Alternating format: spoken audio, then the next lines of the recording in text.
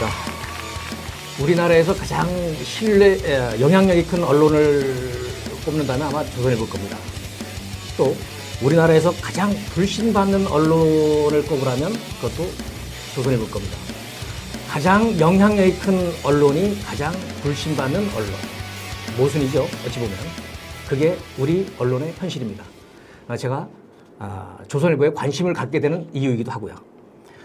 자, 영국 로이터 저널리즘 연구소는 매년 세계 주요 국가의 언론 신뢰도를 발표합니다. 그 나라의 국민이 그 나라의 언론을 얼마나 신뢰하는가, 그걸 조사한 것인데요. 한국의 언론 신뢰도는 단연 꼴찌 수준입니다. 한국인들은 한국 언론을 그다지 신뢰하지 않는다는 거죠. 지난해 조사에서는 그 MBC가 가장 신뢰도가 높았고요. TV조선과 조선일보가 신뢰도가 가장 낮았습니다. 그러니까 사주가 없는 공영 언론의 신뢰도가 높고 사주가 있는 이른바 족벌 언론의 신뢰가 낮았습니다. KBS가 올해는 어떻게 될지 모르겠습니다.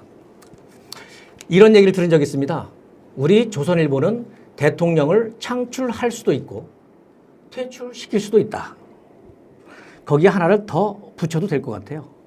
우리 조선일보는 누가 대통령이 되는 걸 막을 수도 있다. 2002년 다른 그림은 볼까요? 그 유명한 사설이죠. 2002년 대선 투표를 하루 앞두고 노무현 정몽준 단일화가 깨졌습니다. 그러자 조선일보는 그날 투표일 사설에 이렇게 썼습니다. 정몽준 씨가 단일화를 철회했다. 이로써 대선 전국은 180도 뒤집어졌다. 대선 전국은 180도 뒤집어졌다.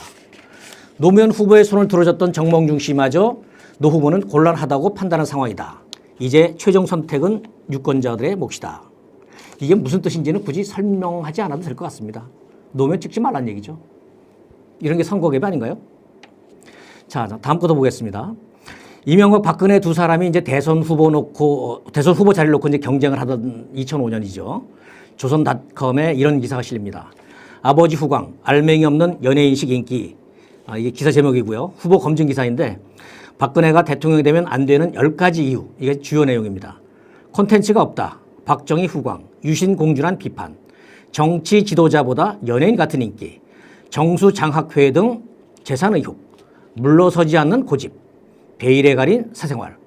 신랄합니다. 그 당시에 찻대기 당이라는 그 나락에 빠졌던 한나라당을 천막 당사에서부터 시작해서 기사회성을 살려냈고요. 선거 때마다 연전연승으로 선거의 여왕으로 불렸고요.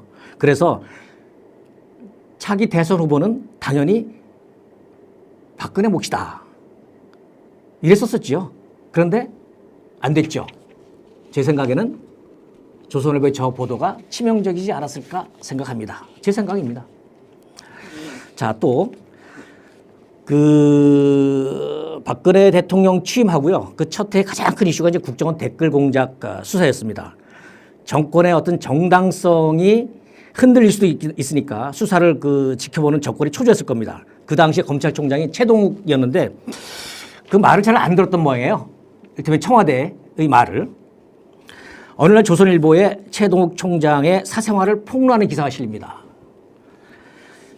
저도 기자했습니다만 저런 기사, 정보기관의 어떤 그 뒷조사가 있지 않으면 알기 힘든 겁니다. 조선일보에 저 기사가 실렸고요. 결국 저 기사로 인해서 최동욱 총장은 축출됐습니다. 그리고 검찰의 댓글 공작 수사는 용두사미로 흘러갔습니다. 자, 좀 전에 기사 설명해 드릴까요? 미국에서 그 기자들의 교과서로 불리는 그 저널리즘의 기본 원칙이라는 책이 있습니다. 그 책에 이렇게 되어 있습니다.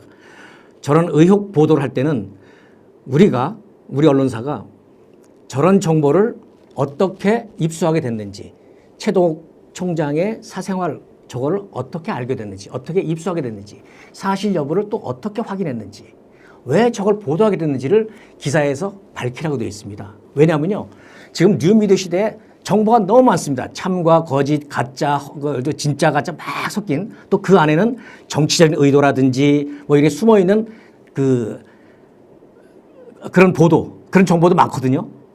그래서 언론 보도의 신뢰를 위해서는 저런 보도에서는 어떻게 이런 정보를 입수하게 됐고 어떻게 확인했고 왜 보도하게 됐는지를 투명하게 보도에 밝히라는 겁니다. 투명성의 원칙이죠. 그래야 언론 보도를 신뢰할 수 있다는 거고요. 그때 그랬을까요? 자, 좀 더 빨리빨리 가야 될 것 같아요. 그리고 근데 저 정도면은 박근혜 정권과 조선일보 사이가 좋았을 것 같은데 꼭 그렇지도 않았던 모양이에요. 박근혜 정권도 4년째 되던 그 2016년 7월에 조선일보에 또 이런 기사가 실립니다. 그 당시에 이제 청와대 민정수석이 우병우. 근데 우병우 수석의 처가가 이제 그 강남에 1,000억대인가 이런 빌딩을 갖고 있었는데 장인이 돌아가셔서 상속세를 내야 되는데 팔리지가 않으니까 상속세를 못 내는 거예요. 그때 넥슨이 사줬는데 그게 특혜다. 이런 기사가 났었습니다. 그 당시에 우병우 수석을 사람들이 그랬어요. 박근혜 호위무사다. 응? 그래서 조선일보 저 기사가 왜 나왔을까? 좀 정권 길들이게 하나? 그런 생각이 들었습니다. 우병우 호위무사를 날려버리려고 그런 기사라고 저는 생각하는데 거꾸로 당합니다. 그리고 요 기사가 있고 나서 얼마 뒤에 그 비슷한 때 TV조선에서 이제 요 보도를 하죠. 그 청와대 안종범 정책수석이 주도해서 전경련에게 실무를 맡겨서 대기업들로부터 몇십억 돈을 모아서 480억 만들어서 미르재단 K스포츠단을 만들었다. 이게 그러니까 국정농단의 어떤 실체가 이렇게 드러나기 시작한 거죠. 조선일보가 TV조선이 연속으로 이 후속 보도를 계속합니다. 이제 곤란했을 거예요. 그리고 저런 보도가 나오고 한 달쯤 지났을 때 그때 이제 여당 소속이던 김진태 의원이 조선일보 비리를 폭로합니다. 이것도 있지 않나요? 그 조선일보 송영주필이 홍보 대행 업체로부터 억대의 외유 접대를 받았다는 건데 저걸 어떻게 알았을까? 저는 일단 그런 생각부터 들어요. 어쨌든 저 보도가 나간 뒤에 조선일보는 납작 엎드립니다. 단독으로 계속 쏟아냈던 국정보도 관련 그 보도가 중단되고요. 그러니까 살짝 항복을 한 거죠.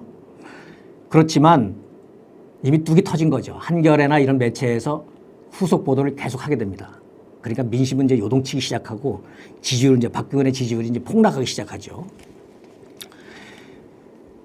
그러다가 또 한 달, 두 달쯤 지나서 TV조선이 이제 다시 한번 또 결정타를 날리는데요. 박근혜 대통령 의상을 담당했던 좀 전에 다시 한번 의상실에서 왼쪽 보이는 비선실세 최순실이 오른쪽이 이제 청와대 행정관이고 전화가 오니까 그 옷에 이제 그 전화기를 쓱쓱 닦아서 건네줍니다. 저거 하나가 보니까 공손하게 건네죠. 그러니까 사람들이 아니 비선실세? 얼마나 센 사람이길래 이래 된 거죠. 저게 이제 JTBC의 태블릿 보도하고 또 저런 게 나오면서 그 박근혜 대통령에 대한 민심이 아주 폭발해 되고 이제 탄핵이 이제 급물살을 이루게 되는 거죠. 그래서 이제 탄핵이 결국 이루어졌고요. 저 화면이 그 원래 있던 그 CCTV 화면이 아니고 TV조선 취재팀이 저 의상실에 얘기해서 설치한 거랍니다. 그러니까 몰카 촬영을 한 거죠. 그러니까 어떨 때는 취재를 위해서 몰래 몰카 촬영도 필요합니다. 공공의 유익을 위해서요. 자, 조선일보 그 기사를 몇 개를 봤습니다. 장자연 사건이라고 기억들 하실 겁니다. 여기에 조선일보 사주일가도 연루됐다 이런 의혹이 활동이 있었지 않습니까? 그때 조선일보 사회부장이 그 조현오 경찰청장을 찾아가서 아까 말씀드린 그런 얘기를 했다는 거죠. 이것도 사진이 있을 텐데, 예. 우리 조선일보는 정권을 창출할 수도 있고 정권을 퇴출시킬 수도 있다. 그때 저 얘기를 들은 조현오 청장은 협박으로 들렸다고 하더라고요. 네. 그런 일도 있었습니다. 저는 이제 기자로 30년을 살았습니다. 서당계 3년이면 풍어를 읊는다는데 30년 기자 생활을 했어도 서장계 수준을 벗어나지 못하는 것 같아요. 못했던 것 같습니다. 기자로서 뿌듯한 기억보다는 좀 부끄러운 기억들이 훨씬 더 많습니다. 그래도 이제 이거 하나는 분명히 배웠습니다. 언론이 바뀌면 정치가 바뀌고 정치가 바뀌면 교육이 바뀌고 민생이 바뀌고 나라가 바뀝니다. 대통령이든 국회의원이든 가장 민감한 게 민심의 향방, 여론이죠. 언론이 세상을 정직하게 바르게 전달하면 여론도 바르게 형성이 됩니다. 그러면 정치하는 자들이 감히 경박한 또는 교묘한 말장난이나 또는 연출된 정치 쇼로 국민들을 홀리거나 속이거나 하지 못하죠. 그런데 지금 우리 언론은 어떤가요? 사슴을 말이라고 하는 기록 위마를 두둔하죠. 도둑의 매를 드는 적반하장을 편들고 있습니다. 거래 약장수 같은 그 자극적인 언어로 대중의 심리를 파고들면서 천박한 상업주의, 클릭수 높이는 그런 저질 언론이 판을 치고 있습니다. 흔히 말하는 무림의 법도, 강호의 돌이 땅에 떨어져서 이리저리 채이고 땅바닥에 낙엽처럼 뒹굴고 있습니다. 기레기라는 멸칭에도 이제는 기자들도 대수롭지 않다는 것 같아요. 기자의 명예, 자존심 그런 거 찾아보기 힘들어졌습니다. 이러다가 언론은 사양 산업을 넘어서 오염 물질이나 배출하는 유해 업종이 되고 기자라는 직업은 역사 속으로 사라지는 게 아닌가 하는 걱정마저 하게 됩니다. 자, 기자로 살면서 이제 가끔 이런 생각을 했어요. 불량식품과 불량언론 어느 게 더 나쁠까? 그런 생각이 든 적이 있습니다. 어디 표를 볼까요? 둘 다 우리 몸에 들어가면 다 나쁩니다. 불량식품은 몸을 병들게 하고요. 불량언론은 정신을 병들게 합니다. 불량식품을 먹으면 식중독, 때로는 집단 식중독도 일어나죠. 그렇다고 해서 그렇게 치사율이 높진 않습니다. 그런데 불량 언론에 계속 노출되면 적대, 증오, 혐오 바이러스에 감염됩니다. 판단 능력이 마비된 좀비가 됩니다. 불량 언론에 오래 노출되면 중독되고 쇠뇌 됩니다. 그러니까 불량식품보다 불량 언론이 훨씬 위험한 거죠. 자, 뭐가 불량식품인지는 난 알아. 초등학생도 압니다. 그러나 저도 잘 모르겠어요. 가짜뉴스가 뭐지? 윤석열 대통령은 가짜뉴스가 민주주의를 위협한다고 합니다. 그런데 대통령도 뭐가 가짜뉴스인지 잘 모르실 것 같아요. 그냥 내가 듣기에 기분 나쁜 뉴스, 내가 듣기에 불쾌한 뉴스, 보도, 그게 가짜뉴스는 아니죠. 설마 그렇게 생각하지는 않을 겁니다. 잠깐은 좀 영화 대사 좀 한번 넘버3의 그 어설픈 조폭 도모로 나오는 송강호 씨 있지 않습니까? 거기에 이런 대사 있습니다. 니들 내 말 잘 들어. 내가 하늘 색깔이 빨간색 하면 빨간색이야. 그때부터 무조건 빨간색이야. 이건 우리끼리 한 색이지만 내가 빨간색 하면 이것도 빨간색이야. 자, 가짜 뉴스를 이렇게 규정하면 안 되겠죠? 권력을 가진 쪽에서 정부가 이거 가짜 뉴스 그런 나라 없습니다. 자, 다시 불량 뉴스 얘기를 다시 한번 해볼까요? 불량식품 얘기 좀 해볼까요? 불량식품에는 나름대로 내부에 자율적인 아주 규제 장치가 있습니다. 내부 장치가 있습니다. 위생 기준이라는 것도 있고요. 식품 공정이라는 것도 있습니다. 그게 이제 언론을 치면 이제 언론 윤리죠. 언론 윤리. 그러니까 식품 회사들 우리 제품 겉면에 보면 성분 함량 또는 뭐 원산지, 유통기한 이런 게 필수 정보로 아주 정직하게 표시되어 있습니다. 저걸 어기면은 처벌받습니다.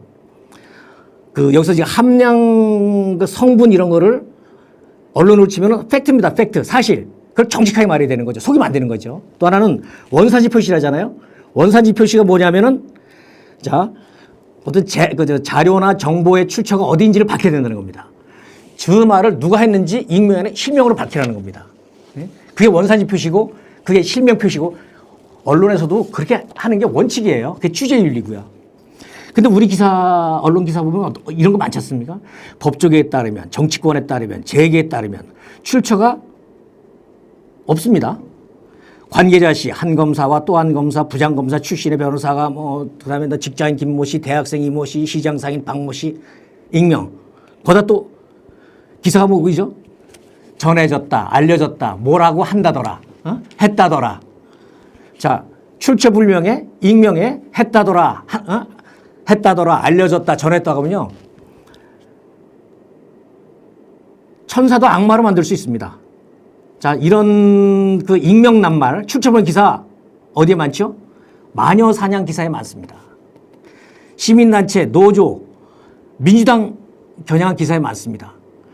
검찰발 이재명 기사에 많습니다. 왜 그럴까요? 자, 다른 업종도 그렇지만 언론에서는 특히 신뢰가 중요합니다. 증권업계 얘기를 들어볼까요? 거기서 왜 증권사, 애널리스트 이런 분들이 왜 그 보고서 같은 거 내지 않습니까? 그 보고서가 만약 허위든지 정직하지 않으면 어떻게 되죠? 그거 보고 투자했다가 망하죠. 그런 보고서 내면 그 애널리스트뿐만 아니라 그 증권사가 망합니다. 그래서 함부로 그렇게 못하죠.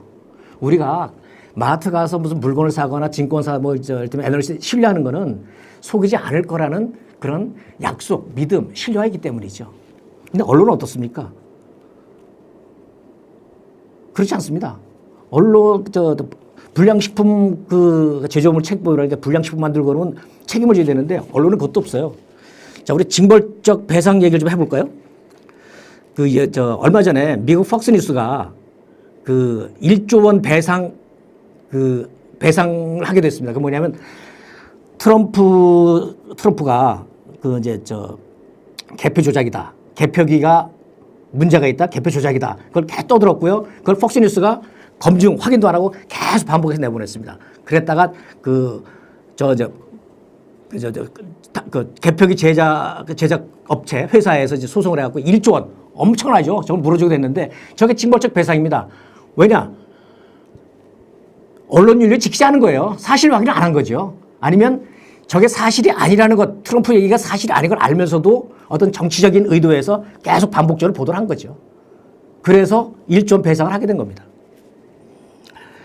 또 얼마 전에 트럼프가 성추행 피해자를 조롱하고 뭐 이랬다가 명예훼손은 소송 당해갖고요. 1조 원, 1조 원 물어주고 이러 했었는데 미국에서는 이런 거 오보라 명예훼손 같은 걸로 형사를 안 하지 않습니까? 뭐 어느 언론사나 어느 언론사 오보했다고 그래갖고 뭐 경찰이나 검찰이 압수수색 영장 들고 찾아오고 그러지 않습니다. 민사로 해결하죠. 이게 징벌적 배상입니다. 그러니까 이를테면 징벌적 배상은 언론의 책임을 담보하는 하나의 장치입니다. 장치. 언론의 징벌 배상이 엄청나니까 언론 자유를 위축할 거라지만 언론의 윤리를 지키면 절대 그럴 리 없습니다. 그래서 저는 이렇게 생각합니다. 저 징벌적 배상이 도입되면 사주 있는 족벌 언론, 사주 있는 언론사 기자들이 제일 좋아할 것 같아요. 왜냐하면 어떤 악의가 있는, 정치적 의도가 있는 마녀 사냥 이런 오보 했다가 징벌적 배상으로 우리 미국처럼 아니지만 10억, 20억, 100억씩 물어주게 되면요. 이럴 것 같아요. 사주가 기자들 뒤에 졸졸 따라다니면서 야, 확인하고 있었어. 언론율이 꼭 지켜. 또 확인해. 에? 중복 확인하고 익명 아니고 실명으로 기사 쓰고 반론기를 춤을 주고 아마 졸졸졸 따라가면서 폭풍 잔소리할 겁니다. 아, 왜 그러겠어요? 악의적인 언론 윤리를 안 지킨 악의적인 보도 한 번 했다가 자기 회사 망할 수도 있잖아요. 내가 대대손손 내 자식들한테 물려줘야 되는데. 악의적인 보도, 의도가 있는 보도, 그게 뭘까요? 자, 제가 몇 년 전에 한번 재밌는 사진 하나 발견했는데요. 자, 저 어떻게 보이세요? 밑에 한번 읽어볼까요? 태안 백사장항 근처 폐선, 청자 운반선이었던 것으로 미뤄 고려시대 것으로 추정된다. 고려시대 청자 운반선이라는데 그렇게 보이세요? 아이, 폐어선이죠. 버려진 폐어선이죠. 근데 저것도 오보죠. 오보인데 어떤 악의나 의도가 있었을 것 같지는 않아요. 그러니까 단순한 실수 같습니다. 뭔가 체크를 못한 단순 실수 같아요. 방송에서는 가끔 방송사고 나잖아요. 방송사고 나려고 2중, 3중에 장치를 합니다. 그래도 가끔 방송사고 나요. 그럼 우리끼리 그런 얘기 하거든요. 우리 다 귀신에 쓰였나? 뭐 그럴 때도 있습니다. 이 사진을 보여드린 이거는 뭐냐면 저거는 악의가 있다고 보기는 힘들다는 거죠. 의도가 있다고 보기는 힘든 거잖아요. 왜냐면 저 보도로 인해서 수혜자가 없어요. 기자? 언론사? 아니, 망신만 당하죠. 욕만 먹고. 혹시나 저 지자체에서 홍보자를 저렇게 뿌렸을까? 아유, 큰일 나죠. 저건 단순한 실수라고 봅니다. 네. 반면에 많구나. 반면에 우리 윤미향 그 마녀 사냥할 때 나온 기사입니다. 자, 제목부터 읽어볼까요? 위안부 쉼터 윤미향이 즐기던 술상엔 일본 과자들이. 큰 제목이고요. 그 아래 반일 외친 윤미향과 정대협. 할머니들을 위한 쉼터에서 술상엔 일본 과자들이. 저게 이제 윤미향 의원이 정대협 대표를 있을 때 활동가들하고 저 쉼터로 이제 워크숍을 갖고 워크숍 끝나고 나서 저녁에 이제 새로 합류한 활동가도 있어서 환영식 좀 해갖고 이제 그 다과하는 모양이에요. 근데 다과하는데 뭐 술도 좀 있고 과자도 있었는데 그 과자 중에 일본 과자가 있었대요. 근데 그 일본 과자가 뭐냐? 위안부 피해자 문제에 관심 있는 일본 분들도 꽤 있습니다. 양심적인. 이분들이 한국에 오면 또 후원하러 오면 일본 과자를 사오기도 한대요. 활동가들이 먹으라고. 그걸 갖고 와서 먹은 거예요. 일본 과자 뭐 일부러 사온 것도 아니고. 그리고 저거 뭐냐면은 윤미향 의원이 자기 페이스북에 올린 겁니다. 오늘 우리는 이러이러한 활동이 있었습니다라고 이를테면 지원자나 뭐 이거 시민들에게 활동 보고를 한 거거든요. 근데 저기다 무슨 술판 버리고 올리겠어요? 근데 윤미향 그 마녀 사냥이 시작되니까 윤미향 주변을 털기 시작하죠. 기자들도 털고 하는데 SNS 턴 겁니다. 그러다 저게 있으니까 저 사진에 일본 과자가 있네. 그러니까 프레임을 씌운 거죠. 너 반일 활동하면서 왜 일본 과자 먹어? 어? 옛날에 누가 그랬었죠. 너 반미하면서 왜 아메리카노 마셔? 해괴한 프레임을 씌우는 겁니다. 악의까지는 내가 좀 뭐 말하기 의도가 있는 기사라고 봅니다. 저거는 프레임에 어떤 의도 있는 프레임을 씌우는 표현이 그렇잖아요. 즐기던 술상, 술판, 반일 외친, 일본 과자. 자. 다음 거 제가 괴벨스 책을 좀 들고 나오는데요. 시간에 그 괴벨스가 이런 얘기했다고 합니다. 분노와 증오는 대중을 열광시키는 가장 강력한 힘이다. 거짓과 진실의 배합이 적절한 배합이 100%의 거짓보다 더 큰 효과를 낸다. 가끔 어떤 언론, 어떤 신문, 어떤 매체 기사에서는 괴벨스의 악취가 납니다. 자, 좀 전에 얘기했지만 고발 사주 판결이 있었죠. 한번 보여주시겠어요?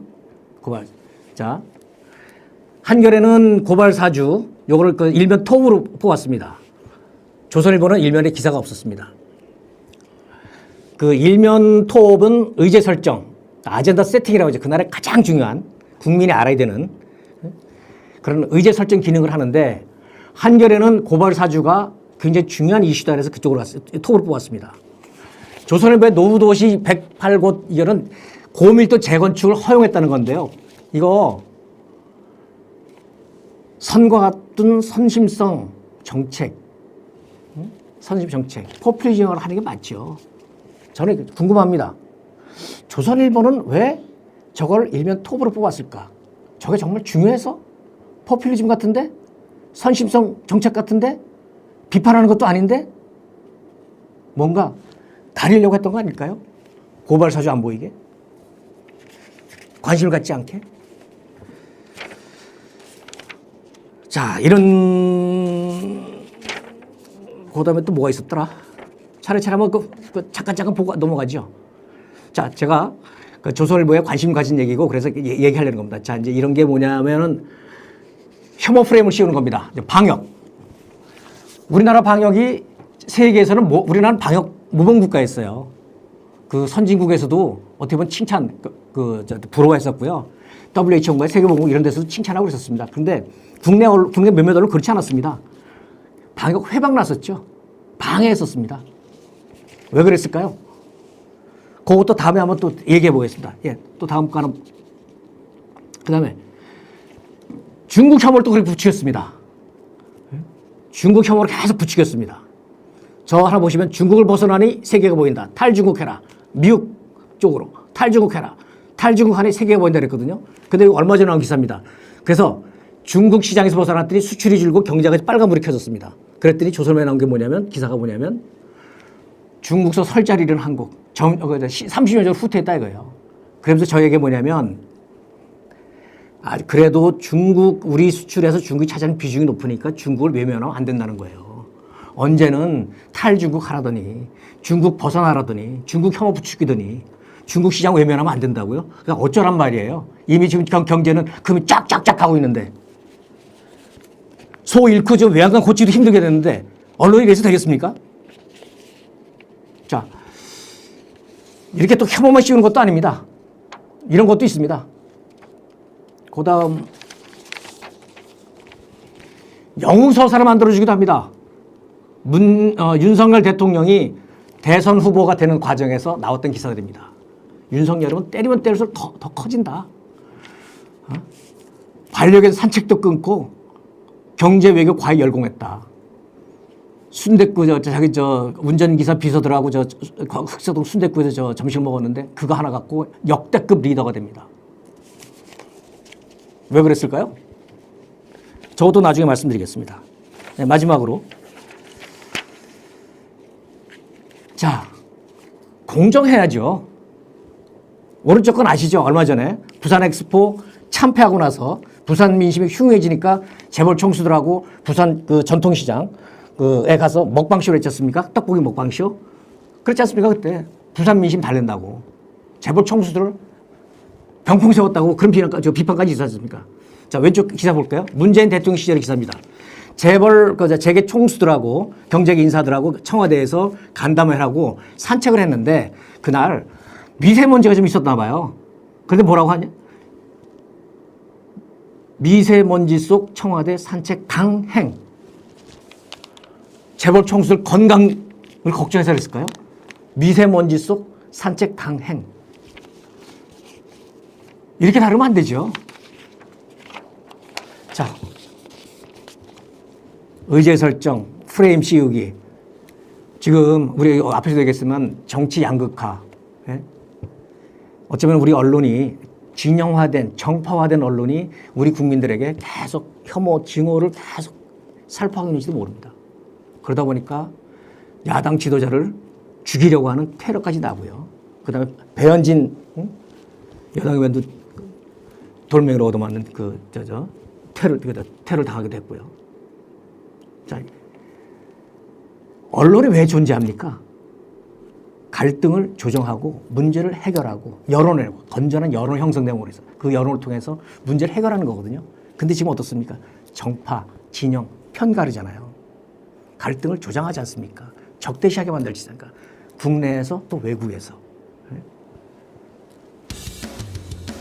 그래서 나라가 힘들어지고 있습니다.